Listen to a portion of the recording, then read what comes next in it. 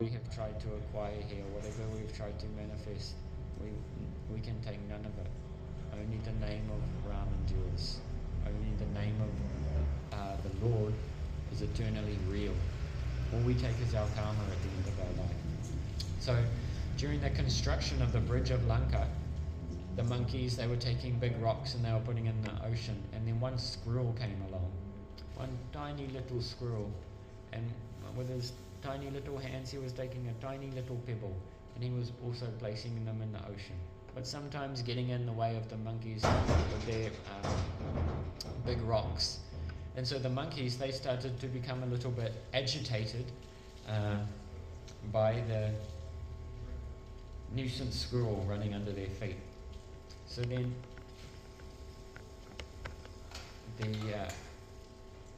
the one of the monkeys had had enough, and they picked up the squirrel and they threw it through the air. Get out of my way. And then Lord Ram, he actually caught the squirrel, and in his soft lotus hands he took the squirrel and embraced him tight. And he recognized that even though it seemed like insignificant service, actually it was really valuable. And the Supreme Lord, he appreciated that little act. And it was no less than anything that the monkeys were doing. And then the monkeys realized that actually those big rocks would not stay in place unless the small little pebbles were holding them together. So actually, the monkeys, they became very humble. And then they realized any little service that you do towards the Supreme Lord, then the Lord takes that into his heart. And if you take just one step towards the Lord, he takes 10 steps towards you. He's Karuna Sindhu, an ocean of compassion. Very, very merciful is the Lord. And then the Lord, he started to stroke that little squirrel. And some say the stripes on the back of a squirrel, this is the patting of Lord Ram. And even to this day, the dynasty of squirrels, they still have the mark of the touch of Lord Ram. So when you're in India and you see the little squirrels running around, you can think, Jai Sri Ram. So, as we know, gradually, Lord Ram, he comes to Lanka, he has a battle with Ravana, and he kills Ravana. And Lord Ram and Sita, again, they are united. Of course, the story continues. Actually, the pastimes of Lord Ram, they are eternal. They are going on right now. And for the great saints, just like the pastimes of Krishna, they are eternal. So there's a time frame, a schedule, when those pastimes, they manifest here on earth. And so Hanuman, back in Ayodhya, he was given that ring. And maybe we can lock the door. And so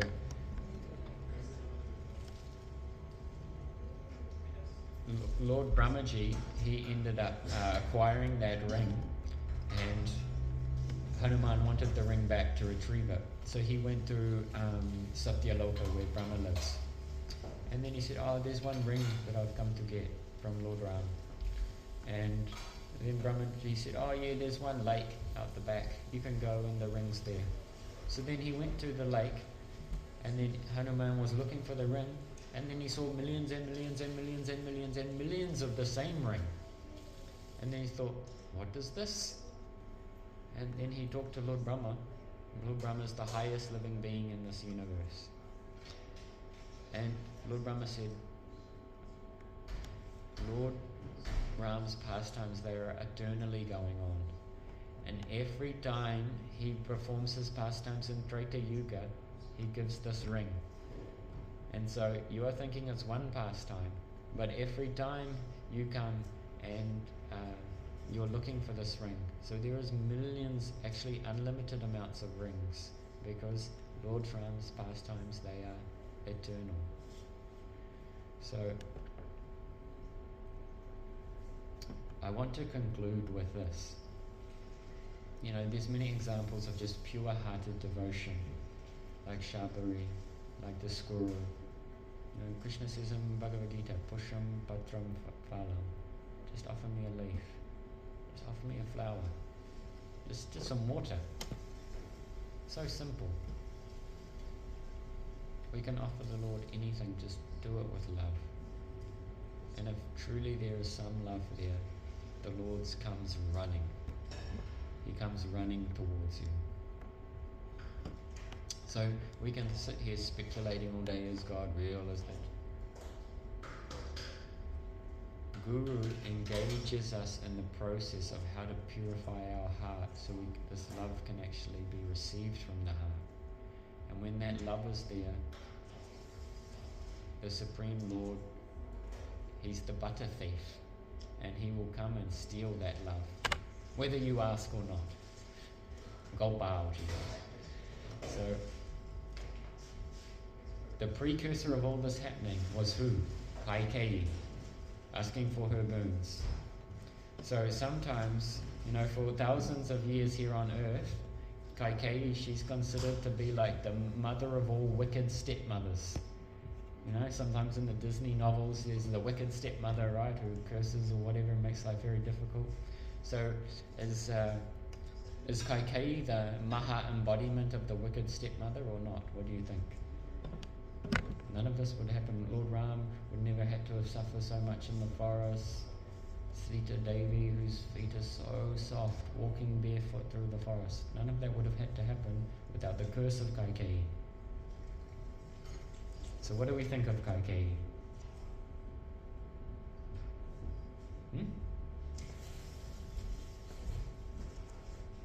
Perhaps you know when Lord Ram was young, he said to his mother, stepmom, but still like Mata, Kaikeyi, "Oh Mata, when I'm older, I want you to send me to the forest.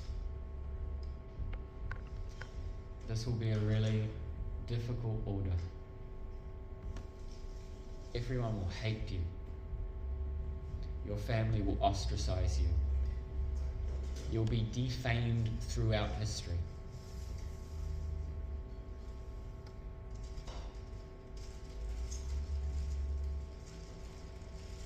But I want you to do it for my Leela. I want you to do it for me. And I want you to tell no one."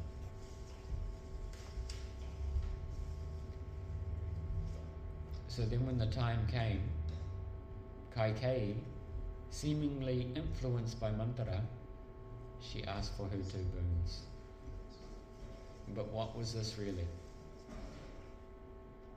This was her selfless service to Lord Ram. So from this she got nothing. No fame. People love Hanuman. People love Lakshman. People love Jayantu. People love Jambavan. But is there any temples to Kaikeyi? Are we singing any bhajans to Kaikeyi? No. We hate her like the stepmother. People think like that for a long time. She got nothing material. But she got one thing priceless. And that's brain. Putting aside all other desire. Putting aside her own comfort. How can I please my Lord? I will carry out what He's instructed. So actually, Kaikeyi is Prema Bhakta. Many rahasya, many secrets in Ramayana, all the pastimes of the Lord.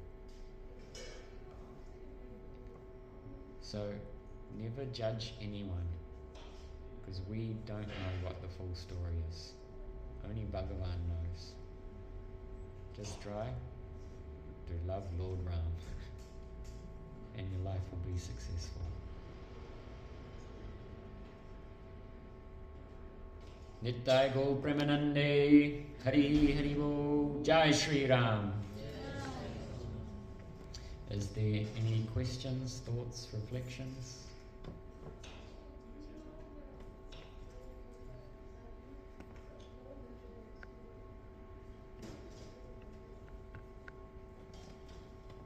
questions? Any complaints?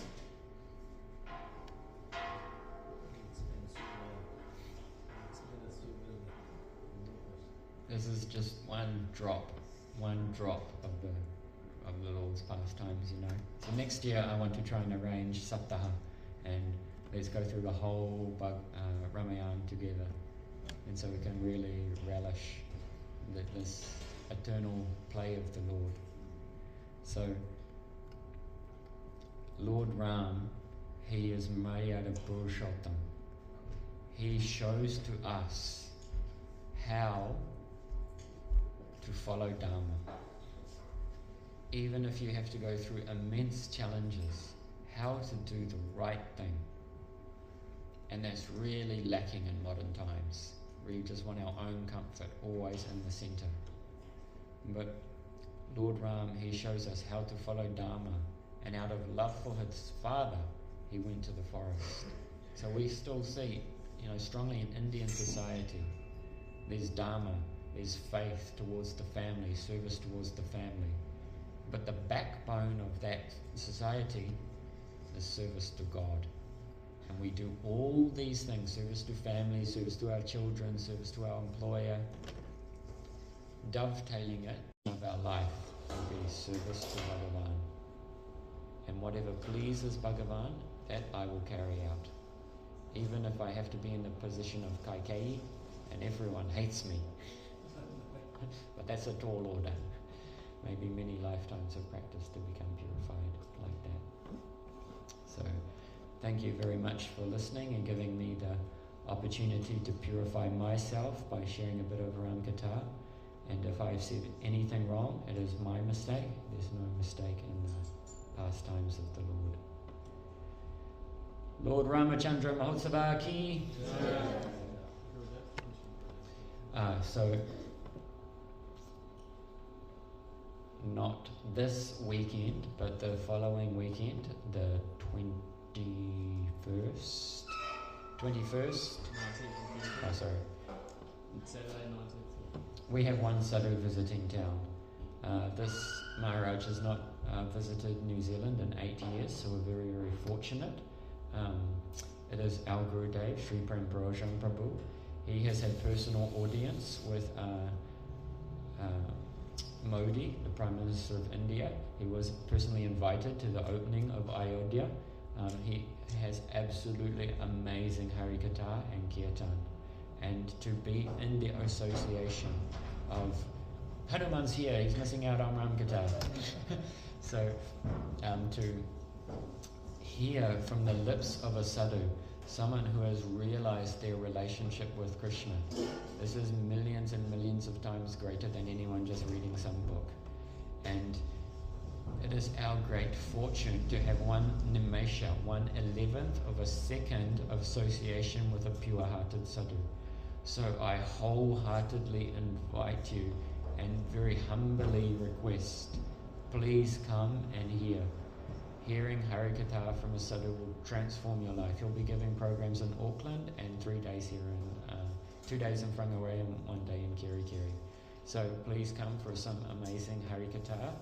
The Sunday, the title of the Katha will be Who is Krishna? Because we're coming here every week, you know. But who actually is Krishna? What do we actually know about Krishna? So that'll be the Sunday feast title, Who is Krishna? And then the Monday, the confidential meaning of Sastra, because there's so many rahasya, so many secrets in the Sastra, and how can we actually enter into and really come into a living relationship of realization of the Sastra? Because we're reading for the Indian body people, you're growing up in Sastra, but how can we actually enter into it and have a living relationship with it? So this is a more confidential exploration on Monday, but everyone is welcome. So come for amazing Harikatha, that is the stories like we've been telling, and amazing mind-blowing Kirtan that will blow you out of your mind and help you realize your relationship with the Supreme Lord. Money back guarantee, even. Because I've got no money, so you can take it all. It'll be different days. We'll make some posters and we'll make sure anyone that's part of our WhatsApp group. That will be informed with all the schedule. If you aren't part of our WhatsApp group and you'd like to know about events scheduled like this and our group upcoming, you can just there on the table, there's a whole bunch of books. We sell those at cost. If you're interested in the books, come and speak to us. But feel free to browse. But there's also a mailing list. If you'd like to find out more, just put down the details and make sure we're informed. And also venue.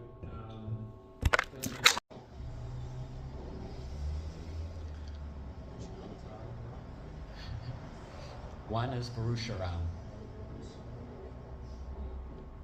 Any other Rams out there? Balaram, maybe you've heard of him. And of course, Ramachandra. So today we're celebrating Ramachandra. Keshavadrita Ragapati Rupa. Krishna, Swayam Bhagavan, the original cause of all causes. Brajendra Nandanandana, Shama Sundar, Rasik Shekhar, the connoisseur of all transcendental mellows, the original form of Krishna, of God, Krishna, he has become Lord Ram for Leela. So in terms of tattva, in terms of philosophy, there's no difference between Lord Ram and Krishna. But in Leela, there's some Vaishishta, some speciality. And Lord Ram, he has Venus in 14 houses. So he has 14 out of 16 beauty. And Krishna and Chaitanya Mahaprabhu, they have Venus in all 16 houses. Maximum beauty. This is one distinction between Lord Ram and Krishna, Chaitanya Mahaprabhu. So, let's go now to Grantaraj Srimad Bhagavatam.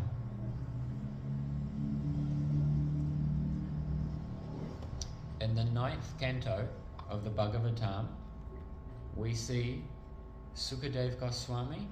He is arriving at the pastimes of Lord Ramachandra.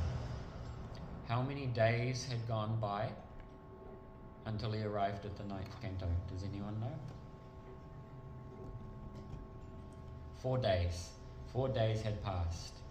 So the Bhagavad Gita is about 700 sloks, Vedanta Sutra 550, Mahabharata 100,000, Bhagavatam 18,000, Valmiki Ramayana 24,000.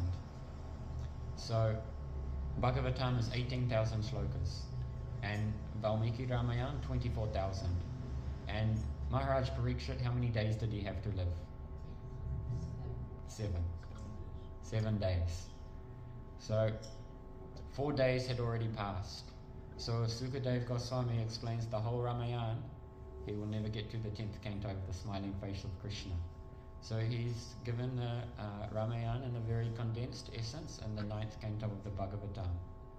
And actually in the 9th canto, chapter 10, verse 4, Sukadev Goswami, he has given like a sutra of the entire Ramayana in just one sloka. Forgive my Sanskrit. Guruv ate twakya rajo vaicharat anuvanam padma padyam priyaha pani spashkashpayam mijitar patarujo yo hara indra anjubam virupak chun pannakaha priya viraha ruso pita buru vijambaha tastabadur bara situ kala dava danaha kaushalendro vatannaha. Entire Ramayana finished in one shloka. Bas, class done. Did you get the download? So, Srila Prabhupada is given the translation here. Entire Ramayana in one sloka, in a condensed essence, to keep the promise of his father intact. Lord Ramachandra immediately gave up the position of king and, accompanied by his wife, Mother Sita, wandered from one forest to another on his lotus feet, which was so delicate that they were unable to bear even the touch of Sita's palms. The Lord was also accompanied by Hanuman or by other monkeys, Sugriva, king of the monkeys, and by his own younger brother, Lord Lakshman, both of whom gave him relief from the fatigue of wandering in the forest. Having cut off the nose and ears of Surpanakaha, thus disfiguring her, the Lord was separated from Mother Sita. He therefore became angry, moving his eyebrows and thus frightening the ocean, and then allowed the Lord to construct a bridge to cross the ocean. Subsequently, the Lord entered the kingdom of Ravana to kill him, like a fire devouring a forest. May that Supreme Lord Ramachandra give protection to all of us. Lord Ramachandra ki. So in a very condensed sloka, Sukadev Goswami, he's given the entire 24,000 slokas of the Valmiki Ramayana in just one verse. So how wonderful is Grantaraj Srimad Bhagavatam? Everything is in the Bhagavatam. It is one root, one form of Krishna. And we know in the 10th canto, right after Lord Ramachandra's pastimes, is the smiling face of Rasik Shekhar Sri Krishna, the Vrindavan pastimes. So that's why we call it Grantaraj Srimad Bhagavatam. Just like if there's the Vedas are like one tree, and this tree is Kalpavriksha. It can give you anything you desire. But what do the Vedas want to give? And that tree is like mango. And so when the fruit of the Vedic tree becomes ripe and it becomes papakwa, like if one bird comes and pecks on a mango, then that mango fruit becomes even sweeter. Sometimes if a bird picks a fruit, right, even more sugar goes into the fruit and it becomes very, very sweet, like nectar. So that nectar on the tree of the Vedas, that is Grantaraj Srimad Bhagavatam, 18,000 slokas of nectar, describing the supreme truth, Krishna, and many of his various avatars. So let's look briefly now at some aspects of this verse. Let's unpack it a little bit. So how many people here are quite familiar with the Ramayana? I think quite a few people. Raise your hand. Come on, guys. Some? So unfortunately we don't have time to go through the whole Ramayana today, but maybe next year I was thinking we could read the whole thing for some days and make it like a saptaha here in Whangarei. I think that would be very nice. So Dasarat Maharaj, he had some wives. Who were his wives?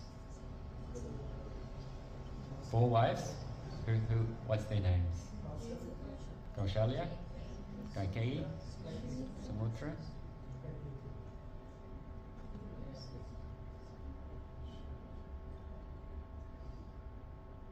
So Dasarat, he wanted to have a son, and so he organized one yagya. And the yagya was facilitated by the rishis, and from out of the yagya fire came Agni Dev. And Agni Dev, he had 1 pot of kheer, 1 pot of sweet rice. And Agni Dev said to Dasarat, you give this to your wives and you'll have a son.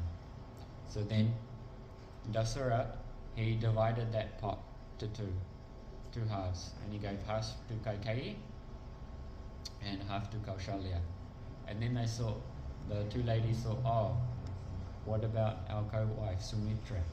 So then they divided their portions in half again, and they gave half to her.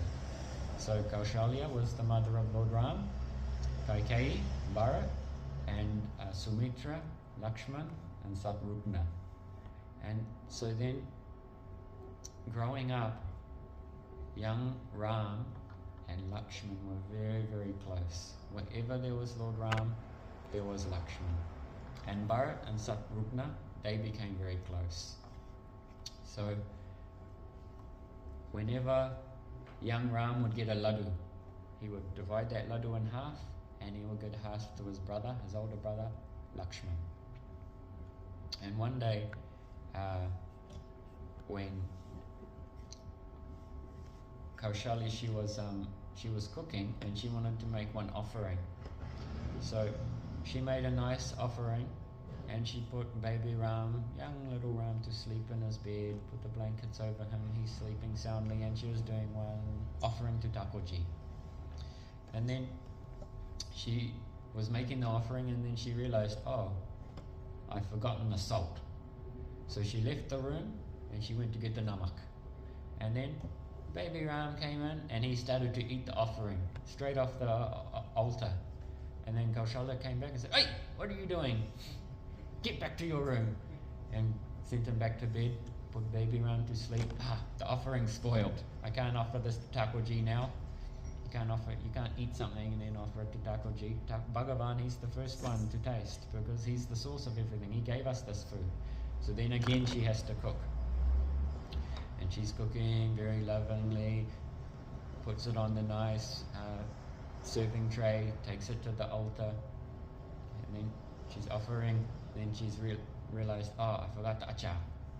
Better go and get the pickle. So then she goes back to the kitchen. And then she comes back. Who's eating the offering? Baby Ram's there again. "Hey, what are you doing? Get back to your bed." So she goes and puts baby Ram to sleep, puts the blanket over him. Oh, so cute, baby Ram. Offering spoiled. So again she has to cook. And then, so she's cooking, makes the offering, and again baby Ram comes. And she's like, what's wrong with this boy? But that Lord himself, whom she is offering, has appeared as her son, because she has so much Vatsalya Bhav, so much motherly affection for the Lord, that the Supreme Lord himself is bound by her love and coming as his child. So just like in the pastimes of baby Krishna, sometimes Ram would be a little bit mischievous, but not to the same level as Krishna. So then when Lord Ram had grown older, about 16 years, one rishi came to his father's palace, to the palace of Dasa Maharaj. Who was that rishi?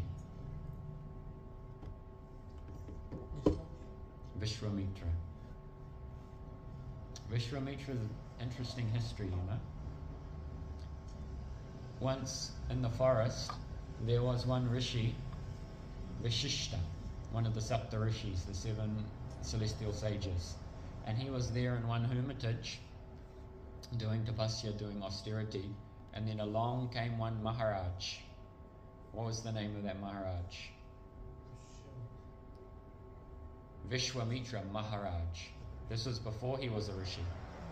And so Vishwamitra, he came along with his army, and he took shelter at the hermitage of Vishishta. And then very quickly, just like Kavi can whip up a very delicious feast in no time, Vishishta, he manifested a great feast. And then Vishwamitra, he thought, whoa, how did this guy manage to feed my entire army? He's just living out here in the forest in a small hut. And then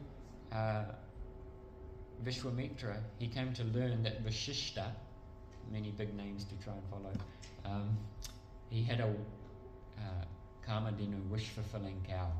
So then he thought, ooh, I want this cow. Imagine how wealthy my kingdom can become with a wish-fulfilling cow. So then he approached that sage and he said, can I have your cow?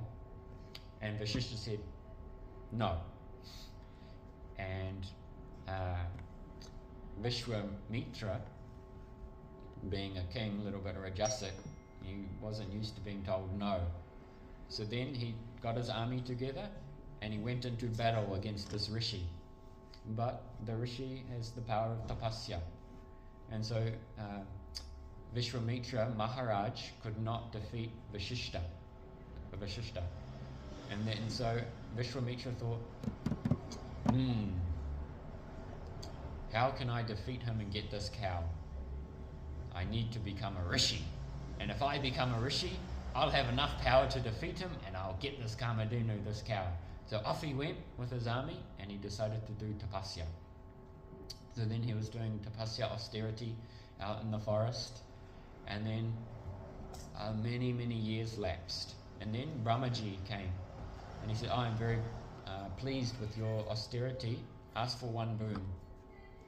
And Vishwamitra said, I want to become a rishi. And Lord Brahma said, Tatastu, so be it. So then what did he do? Now I'm a rishi, I'm going to get that cow. And he went back to the hermitage of Vashishta, and he went to war again with Vashishta Rishi. But he was defeated, because Vashishta is the Sapta Rishi, very powerful Rishi. So then Vishwamitra thought, now I need to become a Maharishi. So he went off again and he done tapasya. And so he was doing tapasya, and then again Lord Brahma appeared and he said, what do you want? Ask for a boon. I want to become a Maharishi. Tatastu. Yes, now I'm a Maharishi. I'm going to go and get that cow. So off he went. And then again he done battle, but he was defeated. So then, with his head hanging low, he went off. If I want that cow, I have to become a Maharishi. I have to become a Brahma Rishi. So again he done tapasya. Doing tapasya. Very purifying for the ego, actually. And then Lord Brahma again appeared. And then he said, ask for a boon.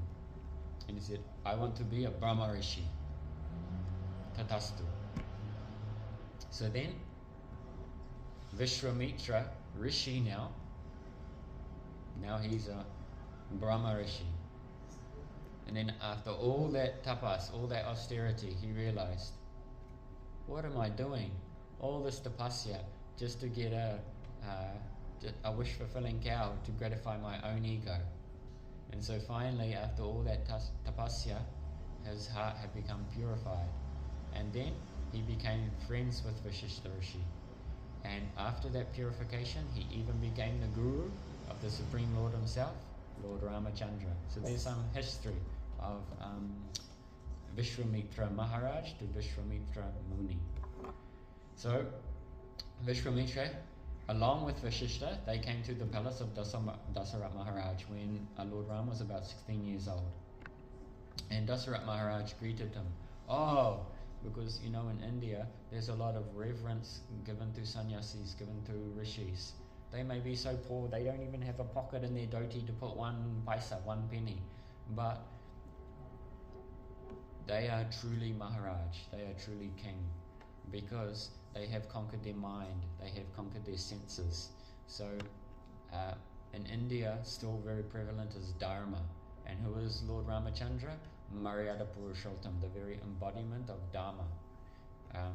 Or he gives us the example of how to follow Dharma, righteous conduct. So Dasarat Maharaj, he greeted Vishwamitra Muni and Vashishta Rishi, and he said, what do you want? How can I serve you? And Vishwamitra, he said, I am being perturbed by many rakshas, many yakshas, many demonic entities in the forest. I need someone to protect me and protect the sages. And then Dasarat said, I will go with my entire army. And then Vishwamitra said, no, I want your son. And Dasarat, having Vatsalya Bhav, he said, but Lord Ram's only a boy, 16 years old. He should stay here in the palace, and I will go. But Vishwamitra knew who Lord Ram was. And he said, no, I want your son, your 2 sons, Ram and Lakshman. So then Dasarat, he said, okay. And he said to his servant, go and get my sons. And so he brought the 2 sons. And then he said, you can go to the forest with Vishwamitra. And then Vishwamitra said to those 2 boys, there's a long way we can go to the forest, it takes a long time, but it's more easy. Or there's a short way we can go, which is very troublesome and very dangerous. And then the two boys looked at each other and they said, well, there's no need to undergo undue stress unnecessarily, so we should take the long way. And then Vishwamitra said, this is not Ram and Lakshman. This is Bharat and Satrugna. I want Ram and Lakshman. And then, because Dasara, out of love, he tried to keep Ram in the palace and give him his other sons. So then Dasara, he said, you're right. This is Bharat and Satrugna. You can go and bring Lord Ram and Lakshman. So then Vashishta, he stepped forward and he said, if you give your two boys to Vishwamitra, all great fortune will come. And so Dasara, he was convinced and he gave his two boys, but he was also feeling great separation at the thought of being separated from his boys for some time. And so they went off into the forest with Vishwamitra Muni. And Vishwamitra, he was trying to do one yagya out in the forest, and along came some rakshas, some demonic personalities, and they were killed by Ram and Lakshman, and they were what was their name? Subahu and Tarka. Maricha wasn't killed because Lord. Yes, these personalities, because Lord Ram knew later in my pastimes Marichi will come in handy. So then he shot one arrow and fired it, and it caught Marichi by the collar of the neck and took him across the ocean. And then so time went on, and Vishwamitra, he got the invitation from Janak Maharaj that I am having a Swayamvar. I am having the ceremony to find a suitor for my daughter in marriage. So then from Vishwamitra's ashram, they travelled all through the forest and now what is modern day Nepal. And they went through the palace of Janak Maharaj. But when they arrived there, they arrived in one garden. And in that garden, Sita Devi was there. And Sita Devi was there with some Sakis, some of her friends and maidservants. And then one maidservant, she saw Lord Ram, and she was astonished at the beauty and captivated by Bhagavan himself. And she didn't know what to do, her mind went a little bit crazy. So then she went running back to her Saki, Sita Devi, and she was a little bit hysterical. Imagine you just saw God, like what would you do? So Sita Devi said, oh Saki, what is it? And then that maidservant, she said, what can I say? My eyes have seen, but my eyes cannot speak. And my mouth can speak, but my mouth cannot see. So Lord Ram and Lakshman with Vashishta and Vishwamitra, they entered a little further into the garden. And then for the first time, the eyes of Sita and the eyes of Lord Ram, they met. And those eyes were like an exchange of Gandhava marriage, an exchange of putting the bow of one on the garland on one another, because they are eternal consorts. And already just by glance they had accepted, especially for Sita, oh, this is my husband, this is my beloved. And then Lord Ram, he was also attracted to Sita Devi, because this is his Purna Shakti. And then Lord Ram, he turned around and he looked to Lakshman. Alas, alas, I have brought shame to the dynasty of Raghu, because I'm a brahmachari, and today I'm attracted to a woman. Great shame Lord Ram was feeling. Nowadays, many brahmacharis and sannyasis don't adhere to such a standard, but Lord Ram's Maryada Purushottam. So Lakshman, he said, it is not possible for even a thought of adharma to enter your mind. It's just not possible. So there must be some rahasya, some secret here. And you must have some eternal relationship with this woman. Lord Ram thought, this is interesting. So, meanwhile, Janak Maharaj, he had employed 300 very strong labourers to move the bow of Shiva for the Swayamvar. And so part of the Swayamvar, the ceremony to find a suitable suitor for his daughter, Sita Devi, in previous times, the kings, they would, or great personalities, they would arrange some kind of challenge. And whoever passed that challenge, they would become the beloved of the daughter and take her hand in marriage. So Janak Maharaj, he had arranged one very, very heavy bow. 300 men, it took 300 men for them to lift this bow. And whoever could lift the bow and string the bow, this would be a suitable match for my daughter. So the standards were very, very high. Nowadays it's like, who's got so much money? Or often it's just like, I want to get my daughter out of the house and marry her off to anyone. But Janak Maharaj was not like that. He had very high standards. So the time came, the day and so many kings, so many princes had come all from many foreign lands to try and take the hand of Sita Devi. Because when Lord Ram, he saw Sita Devi, he thought, Brahmaji himself has collected all the beauty in all the universes and shaped her into one person. Such is the beauty of Sita. So everyone wanted the hand of Sita in marriage. But one prince came, one king came, they couldn't even lift the bow, let alone trying to string it. And even Ravana came there.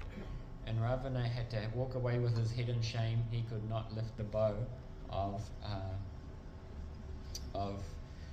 the Shiva bow. So then Dasarat, seeing the rather pitiful attempt of all the kings and all the princes, he then made an announcement. Oh, alas, alas, is there no real heroes left in this world? Is there no one who can even string the bow of an arrow, or the string of a bow? Alas, alas, alas, what's this world coming to? And then hearing this, Lakshman, having a Kshatriya warrior spirit, it started to grind his gears a little bit. And he looked at Lord Ram. Did you hear that? And then he stood up and he made an announcement. Whilst there is any descendant of Dasarat Maharaj in this world, there will always be heroes present. So then,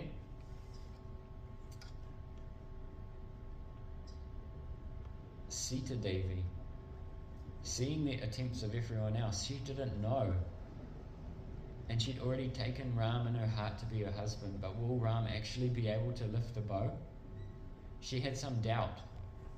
And then she said to her father, "Oh, Papa, why did you make such a hard challenge?" She didn't know if her secret love would be able to do it and take her hand. And then Janak Maharaj began to question himself. Maybe this was a bit of a tall order. But naturally he wanted the best for his daughter. So then Lakshman said to Janak Maharaj, please give Ram the opportunity, Prince Ram, the opportunity to try and string this bow. So then Lord Ram stepped forth, so beautiful, soft, delicate skin. He took that bow, and when Sita Devi was younger, she was cleaning the palace, and this bow that it takes 300 men to lift, she was dustying here and there, just like every morning the Indian Matajis, they go out with their rice broom and they're sweeping, like cleaning the house. So she was cleaning, and then with one hand she just lifts up the bow, sweeping under the bow, and then she puts it back down. Why? Because she's Purna Shakti. Radha Purna Shakti Krishna Purna Shakti Man Dua Bada Vislanasi Sastra Praman. There's no difference between Shakti and Shaktiman. Krishna cannot achieve anything without his Shakti. Bhaktivinoda Thakur says, all your worship of Krishna, if you don't have a taste for the lotus feet of Radharani, it is gone in vain. So sometimes we have this mentality like Ravana. We want to have Shakti, but we don't want to have the Lord. We want to have some power. We want to have some position. So this is a kind of Ravan mentality, that Shakti and Shaktiman, they are always together. Just like sometimes we want Lakshmi. We have Lakshmi on the altar and we're doing some puja and give me money. But actually, Lakshmi is the eternal consort of Lord Narayan. If Lord Narayan is in your house, then of course Lakshmi will be there, because they eternally are together. So sometimes we want to just have the Shakti, we just want to have the power, but we forget she is the eternal consort of Bhagavan. And if you have Bhagavan, then naturally she is there. So we don't want to have this mentality of Ravana. So Lord Ram, he took the bow and he went to string the bow, and let alone just stringing it, he was so strong, the same strength as Shakti. He could lift it, Sita could lift it. And then when he went to string it, he broke the bow in half. And a tremendous noise like thunder went across, and everyone was astonished. And not only did he break the bow, but he broke the pride of every other prince and every other king there, because he's Bhagavan. And what are one of the opulences of Bhagavan? He has most power than anyone. Not a blade of grass in this world is moving without the will of Krishna, without the will of Bhagavan. Everything is happening by the grace of Bhagavan. We maybe cannot see it, but when our eyes open with the salve of love, says Srila Prabhupada, then we can see this world's perfect. Seems like a radical statement. How can this world be perfect? Everything is going on as Bhaktivinoda Thakur says, this world is like one anvil. Anvil is what they use to purify the gold and to shape gold. So this material world, Bhaktivinoda Thakur says, this is like an anvil, and it rectifies and purifies the delinquent soul so they can be purified of their karma, and we can turn our face towards Krishna. Because at the moment our face is away from Bhagavan, and then we enter samsara dhavana, the endless cycle of birth and death. And then when we turn our face towards Krishna, then very easily we can cross over this ocean. So everyone was celebrating the victory of Lord Ram at the Swayamvar, and then their marriage was arranged, and very nicely they got married. Everyone was happy. They also Vishwamitra said to Janak Maharaj, you have 4 daughters and we have 4 sons. So send for the other 2 sons, Bharat and Sakrudna, and they can all get married. So it was a big Indian wedding. You can't imagine the size of it. How many laddus, how many gulab jamun, how many mango lassi. So they stayed there for some time in Janakpuri, and then they made their way back to Ayodhya. And we know the history, that they stayed there in Ayodhya for some time, and we know that Kaikeyi, she had a boon, 2 boons from Dasarat Maharaj. So then Dasarat Maharaj, he looked at his astrology and he saw that the duration of his life was coming to an end. So without saying anything to anyone, he organized his successor, his much loved son Lord Ram, to the coronation ceremony, so he could now become king. So everyone in the kingdom absolutely loved Lord Ram. So when they heard that Lord Ram was going to become their Maharaj, their king, big celebrations, everyone was so joyful. And then that evening, there was lanterns and so many ghee lamps all around the kingdom of Ayodhya. And then Kaikeyi, she saw this going on, and she was like, oh, what's happening? And then someone told her, oh, tomorrow Lord Ram will be crowned king of Ayodhya. When Dasarath Maharaj, he took the hand of Kaikeyi, her father said, I will give you my daughter, but on the condition that her son will become king. So then, one maidservant of Kaikeyi got in her ear, mantra. And, Gurudev says, who do women listen to? Sometimes the husband, sometimes not, but they're friends. They really listen to their friends, who they associate with. And so, Kaikeyi, even though she loved Lord Ram like a son, like her own son, mantra started to get into her mind. And, your son should be king, Bharat. And don't you have a boon? 2 boons you can request from Dasarath Maharaj. So you should ask Dasarath Maharaj, exile Lord Ram to the forest, and your son should become king.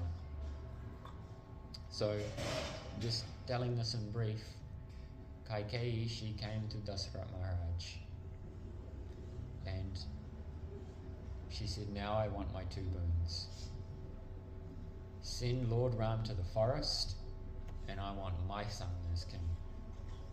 Dasarath Maharaj was heartbroken, absolutely heartbroken. And then Lord Ram came there and he found out. And without protesting, he took that order upon his head. And when he came, he saw Kaikeyi, oh mother, just imagine, tomorrow you will become king, king of Whangarei, unlimited croissants, key to every building, unlimited wealth, power, respect, and then at the last minute, it's taken away. How would you feel? How do you feel when the prasadam's getting dished out and then just in front of you, the paneer sabji runs out? Oh. But Lord Ram, he was going to be, everyone wanted him to become king. But he just said, he's Maryada Purushottam. The Supreme Lord is giving by his own example how to follow Dharma under any circumstance, and he took that order upon his head. So then he said, yes, I'll go to the forest and Bharat can become king. Because there was a lot of protests, even Bharat didn't want to become king. And he said, I will just take your padukas, your chappals, your shoes, and I will put them on the throne and I will be like one servant to them until you return. So Kaikeyi, she requested, Lord Ram, you get exiled into the forest for 14 years. And then Lakshman said, because he's inseparable from Lord Ram, I will also go. And then Sita Devi, she said, I will also go. I cannot stand to be separated from my beloved. And there was actually a tradition in the dynasty of Dasarath Maharaj that if you go to the forest, you should wear tree bark. So Lord Ram was used to the finest cloth.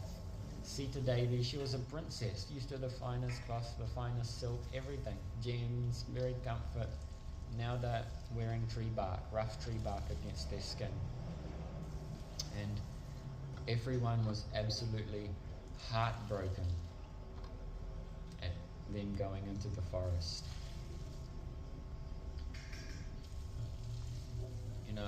The Ramayana is a real emotive journey. The entire spectrum of human emotions and beyond is all contained in the Ramayana. And if you truly hear the Ramayana, you will weep, you will cry. It is absolutely heartbreaking, this Leela, this play of the Lord. So, Lord Ram, Sita, Lakshman, they go off into the forest.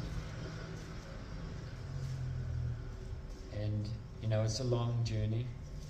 many things happen in the forest, and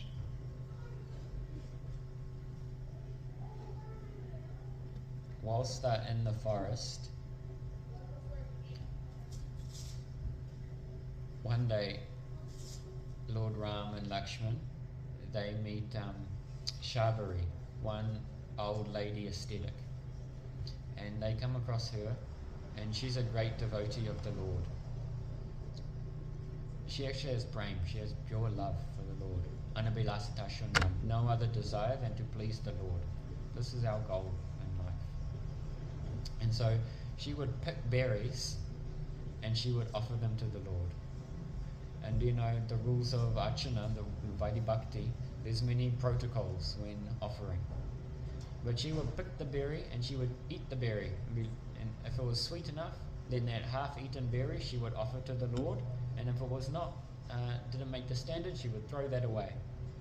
So then she was picking these berries, tasting them. Oh, this just one poor old lady. And then Lakshman saw this going on. He's like, whoa, you can't offer this to the Lord. She offered these half-eaten berries to Lord Ram. And Lord Ram, he was relishing them. Very tasty. Because you can know these big pujas, you can know these big rituals, but sometimes when there's too much gyan, too much knowledge, the heart becomes dry, and it just becomes like the empty husk of a rice. There's nothing inside, and just externally you're going through the motions, but there's no brain, there's no actual love for the Lord inside. But Shabari, she had no external procedure, but she had all internal love. And with that love, the Supreme Lord himself was attracted. So this is not a prescription. I'm not saying go home and then try everything, because it's also part of our love to follow the Maryada, to follow the proper conduct that's been given by the Rishis, been given by the empowered saints, so we can come to this purified level of Shabari. So it's both are there, to follow the rules and to sometimes transgress them in very exceptional circumstances. So that's one very nice time of just simple-hearted, pure devotion while they were in the forest. And then another time in the forest, they came to one river, and there was one boatman. What was that boatman's name? Kavat. Kavat the boatman. And so they went to the river and they wanted to cross the river. And then Kavat, although he was really poor, he was a great devotee of the Lord. So he took some water and he wanted to wash the feet of the Lord. But he had some ulterior motive.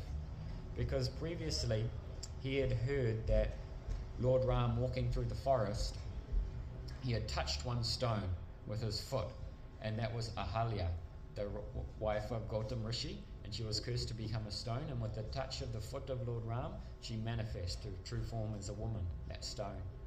So then Kavat, being very simple-hearted, he thought, I need to wash the feet of the Lord first, because just by the touch of the foot dust, that stone became a woman.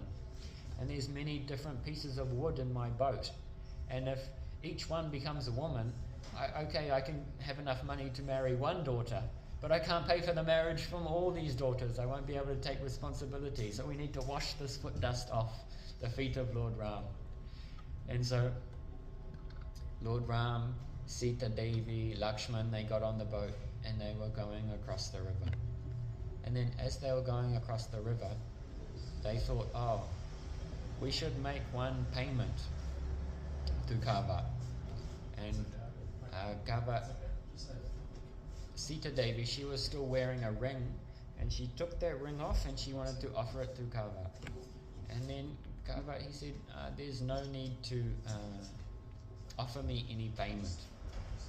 And he said to Lord Ram, actually, you and I were in the same business. And Lord Ram, he looked at Kavat and he said, you're a boatman and I'm a prince. How are we in the same business? And Kavat said, every day I am ferrying people across this river. And you, just by the touch of your lotus feet, you're ferrying people off over this samsara sindhu, this endless ocean of birth and death.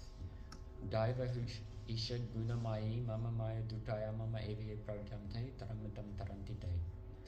This endless ocean of Maya illusion is insurmountable. We cannot cross it over our own effort, from our own endeavor. And what is the proof? Since beginningless time we've been here. And if we were smart enough to figure it all out, we wouldn't be here. So the proof that we're not that clever is that we're still here. That's the praman.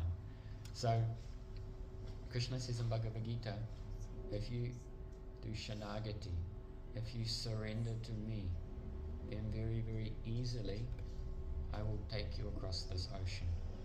So by surrendering to the Supreme Lord in his form as Guru, Guru teaches us, gives us personal instruction how, with our particular nature, we can advance most rapidly and surrender in the mood of bhakti, selfless service to the Lord, and very easily cross over this samsara sindhu, this endless ocean of birth and death.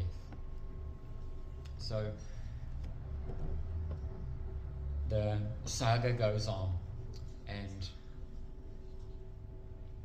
Lord Ram, Lakshman, Sita, they were in the forest. And then one day, Sita Devi, she sees a golden deer. Have you ever seen a golden deer?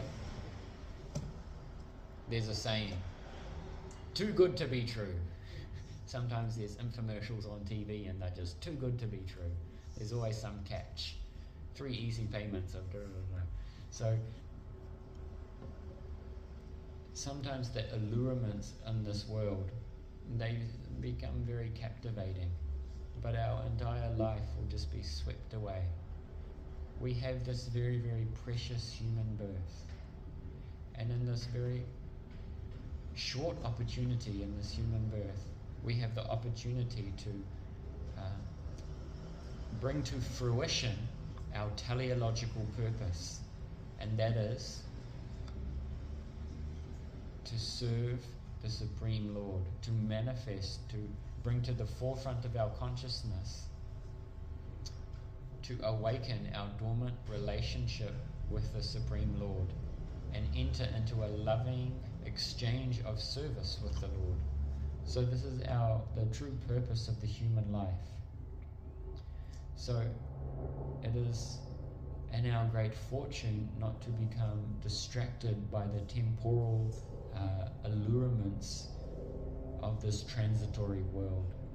So seeing this golden deer, Sita, she became very attracted, and she thought, oh, Lord Ram, please go and capture this deer, and when we come out of exile we can take it back to Ayodhya, and my sisters will like it, and all my maidservants will like it, and all my girlfriends will like it, and we'll have this golden deer, and la la la la. You know, like this she was thinking. And Lord Ram, he thought, I've never seen a golden deer, something's a bit strange about this. But Sita Devi, she insisted.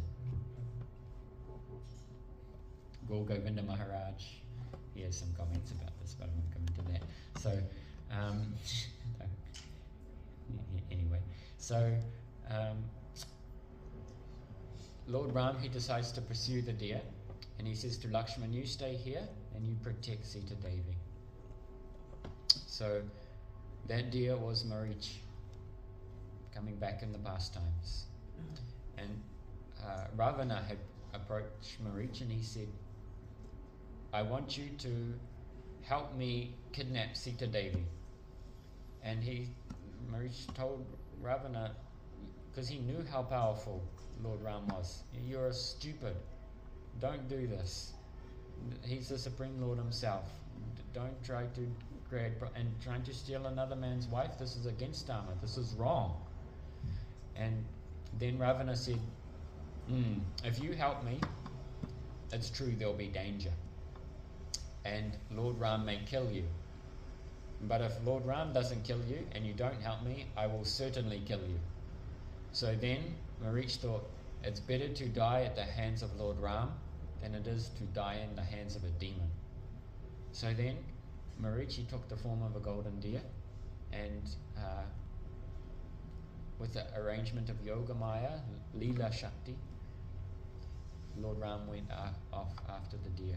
And then he shot the deer.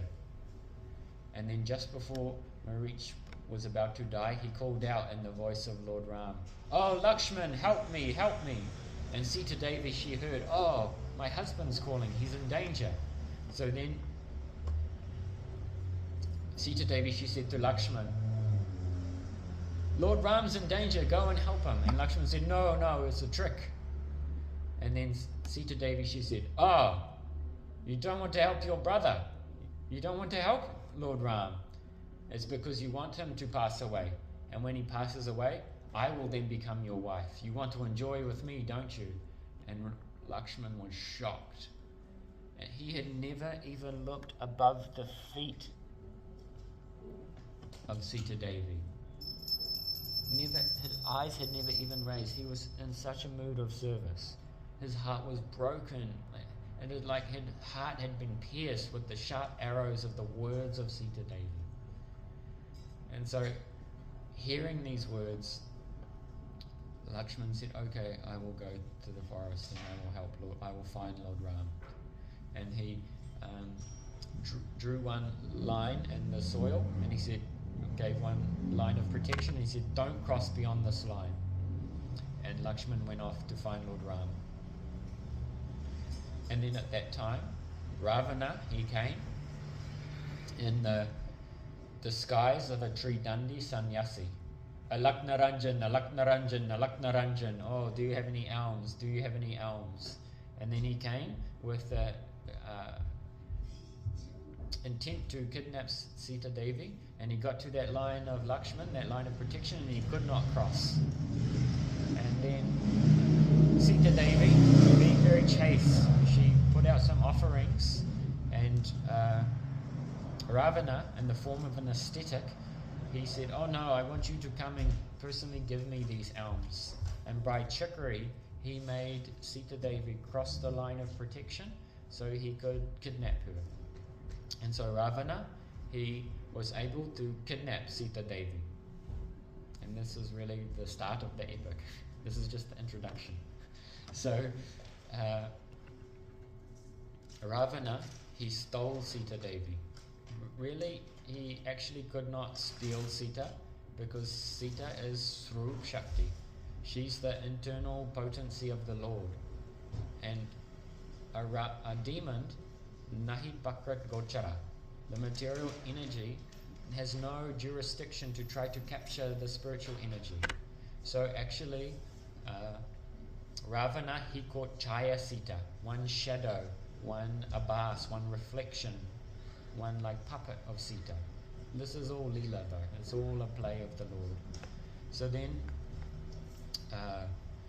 Ravana, he took Sita to Lanka, what's modern day is known as Sri Lanka.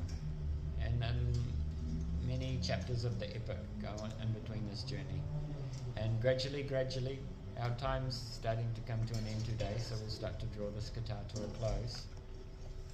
But Lord Ram, he meets the monkeys, Hanuman, Sugriv, and he sends Hanuman off to try to find his beloved wife, because Lord Ram, he's in the forest and he's looking for his wife. Where's my wife? Hasite, Hasite, Hasite, the Supreme Lord, crying like an ordinary man, "Where's my wife? Where's my wife? Where's my wife?" And we were hearing on Mahashivaratri how at this point Bhagavan Shivji, he came there with Parvati, and then Parvati had some doubt. Is this really the Supreme Lord? The Supreme Lord's omniscient, he knows everything, but here's this guy just in the forest, can't even find his wife. How can he be the Supreme Lord? But we cannot fathom the Leela of our Lord with our tiny material mind. And then this was the precursor for Sati giving up that body, because she had doubts in her guru, her husband, Shivji, and she had doubts in Bhagavan. So Lord Ram, he was wandering here and there trying to find his wife. He sent Hanuman all over India to try and find his wife. And then gradually, Hanumanji, he made his way to Lanka. And he met with Sita Devi in Ashok Van, in the forest of Ashok trees in Lanka. And he had been given one ring. And he gave that ring, he got that ring. And he had a conversation with Sita Devi. And Hanuman was actually captured by Ravana, and then his tail was set on fire and he burnt the whole Lanka down. And actually, Bhakti Siddhanta Saraswati Thakur, he calls this burning down of Lanka, this is the embodiment of Chunada Pi Sunichena. We have one saying in our tradition, every day we recite this, Tunada Pi Sunichena, Tonoda Pi Savishna, Amina Aminena Kitanya Sadahari. One should be more humble than a blade of grass and more tolerant than a tree. You're walking out there on the grass doesn't say anything. So whatever's happening, we can understand this is my karma. And this is the mail that I myself have sent that is coming back to me through the medium of different people in different situations. But this is my own karma chakra. This is not someone else. They may be making their own karma, but I am just receiving the karma that I have created for myself. So we should be very humble. And then a tree is, the harsh sun is on the tree out in any weather conditions. And you can take anything from a tree. You can cut the tree down, the tree's giving shade to people, the tree is giving fruit, the tree is giving flower. There's a real spirit of giving. So very humble like a blade of grass and very tolerant like a tree. And in this way, we will be qualified to chant the pure names of the Lord. And if we chant just once the pure names of the Lord, all our karma will be destroyed. We chant it purely a second time, we'll get praying. We'll get pure love of God like Shabaru. So